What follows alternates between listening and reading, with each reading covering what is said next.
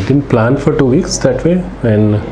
But normally, I think if I see all earlier disasters in the last few years, I have remained there anywhere between 3 weeks to 1.5 months or something in the initial phase without coming home.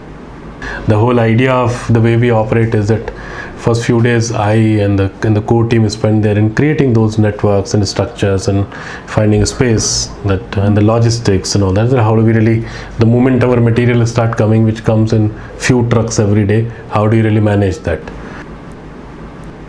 So many people from all across, not only hundreds and thousands of individuals, companies, institutions, foundations, standing with us, at this particular moment is certainly a big thing. And one of the biggest strength of Goonj is always the material. So that is where in less money you can really do more.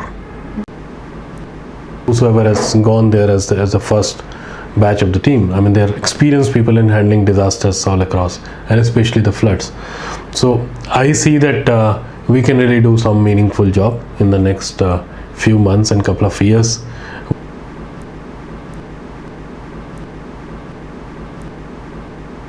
First part of Goonj's work is always filling up the gaps, wherever whatever is needed and whatever we can add from our side, right, from the camps to the centers to the individuals to the schools to Anganwadis, whatever we can do.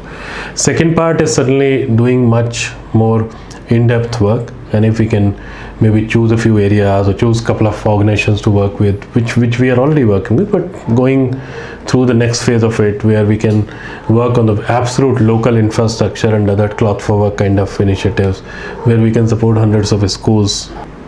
Ultimately, every disaster we bring in all our time tested initiatives and tweak it a bit as per the local need and all, and then apply. Dignity in any case is important, not only in such cases, every time and everywhere is there, because that is one thing which all of us have. It's a normal human nature, and in a disaster where unfortunately you are exposed, you are literally, people call you a disaster victim. So it is extremely important for people who are going there to stand with people, to understand them. Yes, it will have its own impact. It'll have rampant migration for sure. The migrated people already, who entered in that state, who are working there, will go back.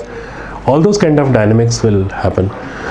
You might not find similarly beautiful terrains and the houses for some time, but I'm pretty sure that in the time to come, people will do it very tastefully. People will use their resources to do whatever little they can do, because everyone wants to live in a very dignified, very different way.